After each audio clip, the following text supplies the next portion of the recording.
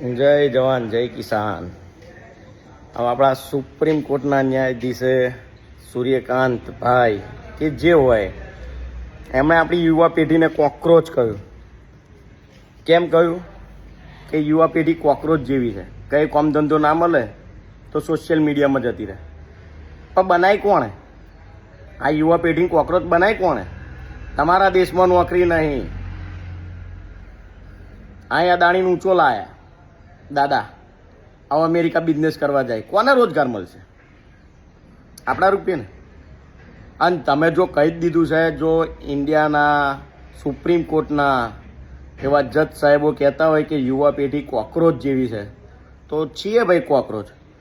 અને કોકરોચની પાર્ટી બનશે ને, આપણે એમાં ઊભા રહેવા તૈયાર. સપોર્ટર, કાર્યકર જે સમજે 100% સપોર્ટ. પણ હું ખેડૂતો માટે લડીશ. આપણે ટિકિટ નહીં જોઈતી, ઓબ્જેક્શન ઉઠાઈશ ખેડૂતો માટે. અને તમે કોકરોચ કહ્યું છે તો સહન કરવાની તાકાત એ રાખજો. અને નોકરીઓ નહીં ત્યારે પબ્લિક કોકરોચ બની.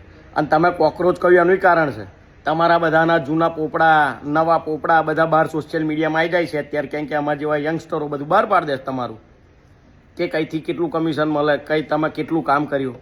એટલે તમને લાઈ બરે એટલે કોકરોચ કહી દીધું. તમે તો બરવાદ દેજો, પેલી બોર્ડના લાઈ રાખજો. જો લાઈ બરે ને તો પેલી છોંટવા ઠંડક માટે. અને કોકરોચ પાર્ટી બનાવો, આપણે ફૂલ 100% સપોર્ટ. પણ આપણે ખેડૂતોના હિટ માટે બસ.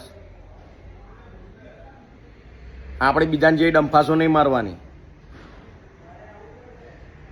ખેડૂતને જો નમવાનું થાય ખોટી રીતે, કોન્ટેક્ટ કરજો, મને હું વિડીયો બનાવીશ. જય જવાન જય કિસાન, હર હર મહાદેવ. અને કોકરોચ જનતા પાર્ટી બહુ સરસ કામ છે યાર તમારું.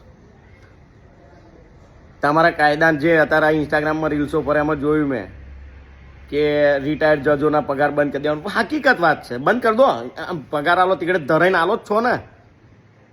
અમે બધા ટેક્સ ભરીને તમે બધા લોકો જ જલસા કરે ને. સાલા કેટલું વૈતરું કરી ખેતરોમાં તો પૈસા કમાવાય. તમને શી ખબર પડે એસી બેહી રહેલા ને. જય જવાન જય કિસાન, હર હર મહાદેવ.